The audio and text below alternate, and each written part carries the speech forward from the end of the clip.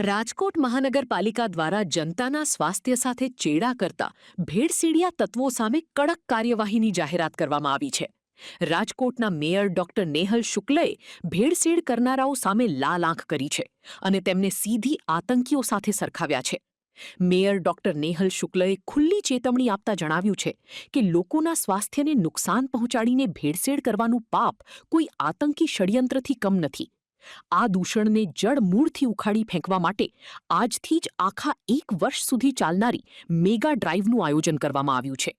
આ મહાઅભિયાન અંતર્ગત હવે માત્ર સેમ્પલ લેવા પૂરતી કામગીરી નહીં થાય, પરંતુ લેવાયેલા નમૂનાઓનું પરીક્ષણ, ટેસ્ટિંગ પણ ખૂબ જ ઝડપથી થાય તેવી ખાસ કડક વ્યવસ્થા ઊભી કરાશે. સમગ્ર ચેકિંગ પ્રક્રિયાને 3 અલગ અલગ કેટેગરીમાં વહેંચી દેવામાં આવી છે, જેમાં તૈયાર ખાદ્ય પદાર્થોથી લઈને રોજિંદા અનાજ સુધીની તમામ વસ્તુઓની ઝીણવટભરી તપાસ થશે. આ સાથે જ મેયર અને મ્યુનિસિપલ કમિશનર તુષાર સુમેરાએ રાજકોટની જનતાને પણ આ જંગમાં જોડાવા માટે ખાસ અપીલ કરી છે. જો તમારી આસપાસ કોઈ લેભાગુ તત્વો ખાદ્ય પદાર્થોમાં ભેળસેળ કરતા હોવાની માહિતી મળે તો તરત જ તંત્રને જાણ કરવા જણાવાયું છે, જેથી આવા ગુનેગારો પર તાત્કાલિક ધોરણે ત્રાટકી શકાય. આપ સૌ press media, television media, print media, સૌ પત્રકારોનું સ્વાગત છે. એક ખૂબ જ જરૂરી અને આપણા સૌના, મારા, તમારા અને રાજકોટ શહેરના થઈને આગેવાનથી લઈ અને એકદમ સામાન્ય માણસ સુધીના વ્યક્તિને અને એના કુટુંબને સ્પર્શતી વાત છે. એ વાત છે ખોરાકમાં ભેળસેળની. રાજકોટ મહાનગરપાલિકા ખૂબ મોટા પાયે કડક હાથે એક આની વિરુદ્ધની એન્ટી ડ્રાઈવ લેવા જઈ રહી છે. ગુજરાત સરકારના મુખ્યમંત્રી Shri Bhupendrabhai Patel, deputy chief minister Shri Harshbhai Sanghavi અને આરોગ્ય મંત્રી શ્રી પ્રફુલભાઈ પાનસેરિયા સહિતની સૌની ઈચ્છા છે કે ખોરાકમાં ભેળસેળ ગમે તે કારણોસર થઈ રહી હોય પણ કડક હાથે અટકાવવી જોઈએ. અને આ ભેળસેળ એ એક નાનકડું આતંકવાદી કાવતરું જ છે. વેપારીઓ સમજણમાં કે અણસમજણમાં ક્યાંક પોતાના વધારે નફા માટે દરેક કુટુંબના નાના બાળકથી લઈ અને અત્યંત વૃદ્ધ પરિવારના વ્યક્તિ સુધીનું મારા તમારા સૌ ઉપર આ એટેક છે. અને આને રાજકોટ મ્યુનિસિપલ કોર્પોરેશને ખૂબ ગંભીરતાથી લીધો છે અને હવે ભેળસેળને અટકાવવા માટે, નશ્યત કરવા માટે આખું વર્ષ ડ્રાઈવ ચલાવવાના છીએ. એવું નથી કે 15 દિવસ, 1 મહિનો ડ્રાઈવ ચાલશે. અમારો આરોગ્ય વિભાગ અને એને સંબંધિત જે કોઈ વિભાગ છે આના ઉપર ખૂબ કડક એક્શન લેવા જઈ રહ્યા છે. સીધો જ સ્થળ ઉપર દંડથી લઈ અને સીલ સુધીની બધી કાર્યવાહીઓ થશે. અને આપ સૌના માધ્યમથી જે લોકો જાણતા અજાણતા ભેળસેળ કરી રહ્યા છે આ લોકોને એક સ્પષ્ટ ચેતવણી અને સાથોસાથ વિનંતી આ બંને દઈ રહ્યો છું કે આપ આ ભેળસેળ અટકાવો. આ એક અત્યંત ખરાબ ટ્રેન્ડ છે. એમના પોતાના બાળકો પણ ક્યાંક બહાર ખાતા હશે ને આવું ખાતા હશે તો એમના માટે પણ ઘાતક છે. એટલા માટે સૌ લોકોના હિતનો, જાહેર સ્વાસ્થ્યનો વિચાર કરી અને આને તાત્કાલિક અટકાવે, અને નહીં અટકે તો તંત્ર ખૂબ કડક હાથે જે કાયદાકીય મર્યાદા છે એમાં કાર્ય કરશે. અને આના ઉપર અત્યારથી જ, આજથી જ, અબઘડીથી અમારી ઝુંબેશ ચાલુ થાય છે. અને અમે આખું વર્ષ પર્યંત અટકાવીને એક મનમાં સંકલ્પ કરીએ છીએ કે રાજકોટના લોકોને ભેળસેળવાળા ખોરાકથી અમારે મુક્તિ અપાવી છે. ને એના માટે જે કોઈ અમારા વિભાગના દ્વારા કાર્યવાહી થશે ને અમારું પૂરું સમર્થન છે. આપના માધ્યમથી અને લોકોને અલ્ટિમેટલી તંત્ર પાસે આજે અમારી ટીમ છે તો 50-100 માણસ, આ અમારી મર્યાદા આવી જશે. 3 કેટેગરીમાં આપણે અત્યારે ડ્રાઈવ ચાલુ કરીએ છીએ.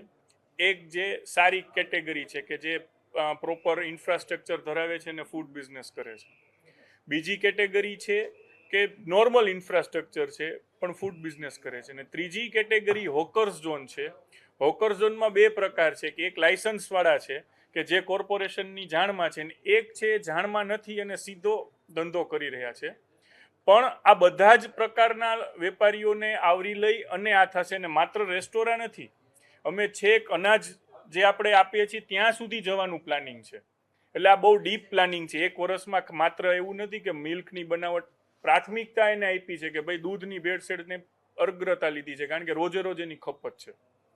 બધું જ કરવાના છીએ. નાની મોટી ઉણપો હશે તો આપ સૌ ધ્યાનમાં દોરજો, અને સમસ્યાઓ હશે જ, પણ સમસ્યાઓની ધ્યાન દોરવાની સાથે તમે જો સમાધાન કહેશો અમને, તો અમે તરત જ એક્શન મોડમાં જઈએ અને સમસ્યા અને સમાધાનને ઉકેલની દિશામાં લઈ જશું. સાહેબ, આપ સૌ બહુ ખૂબ સારી બાબત ઉપર ધ્યાન દોરી રહ્યા છો.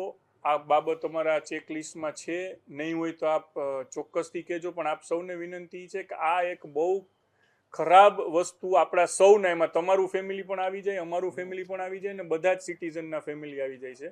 એના ઘર ઉપર જે એટેક થાય છે, તો એ એટેકને ખાળવા માટે કોર્પોરેશને ડ્રાઈવ શરૂ કરી છે, અને આપ સૌને વિનંતી છે કે આ ડ્રાઈવ વધારે મજબૂત બને એના માટે તમે પણ ક્યાંક ને ક્યાંક મદદરૂપ થઈ શકો એમ છો.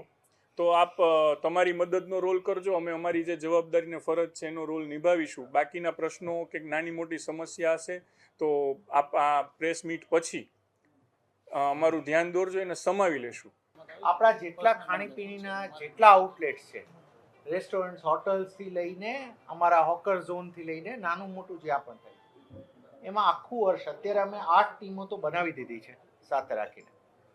હવે એને પણ અમે આગળ એનહાન્સ કરતા જઈશું, પણ શું ખૂબ સઘન કાર્યવાહી આ બાબતમાં અમે લેવા જઈ રહ્યા છીએ. એની અંદરથી અમને મળેલા તમામ દંડના પાવર્સથી લઈ, અને આપ બધું જાણો જ છો, અમે ઘણા કેસીસમાં કરતા હોય છે, દંડ પણ કરતા હોય છે, સીલ પણ કરતા હોય છે. આ પ્રકારના આકરા પગલાઓ પણ લેવાનું આયોજન છે. અમે ફરીથી અમે તમામને અપીલ કરીએ છીએ કે ફૂડની સેફટી એ માણસના બેઝિક વસ્તુ છે કે જે અમને એવું લાગે છે કે કોર્પોરેશન તરીકે અમારી પ્રાયોરિટીમાં આવવું જોઈએ. તો એને અમે આ પ્રાયોરિટીમાં લીધું છે, તો બધાનો આમાં અમે સહકારની અપેક્ષા રાખીએ છીએ. ફરીથી અમે કહીએ છીએ 1 વર્ષ આખું આ કેમ્પેઇન ચાલશે. અમારી હાલ પ્રાયોગિક ધોરણે અમે 8 ટીમ કરી છે, હજી અમે વધારીશું ટીમ, અને આની અંદર જેટલું વધારે ટેસ્ટિંગ ને બધું કરી શકાય એમાં પણ અમે જઈશું.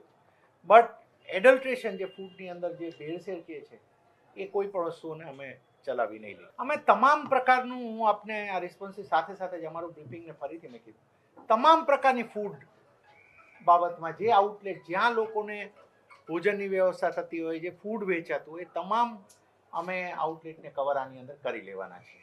જ્યાં સુધી ટેસ્ટિંગની વાત છે, અમે આટલા બલ્કમાં પણ હવે વધારે ટેસ્ટિંગ અમારું સારી રીતે થઈ શકે એ પણ અમે એની બેકએન્ડ અમે પણ કામગીરી થોડી વધારીશું. અને આ બાબતમાં હું આપને એ પણ જણાવું કે રાજકોટ કોર્પોરેશન પોતાની ફૂડ લેબ પણ હવે ટેસ્ટિંગ લેબ પણ શરૂ કરવા માટેની કરી રહી છે. પણ એની વેઇટમાં અમે આને ડિલે નહીં કરીએ, અમે એની માટે ચાલુ જ કરીશું અત્યારથી, અને અમે આને થોડું અમારી રીતે બેકએન્ડ વ્યવસ્થિત કરીશું તો અમને રિપોર્ટ પણ વહેલા આવી જશે.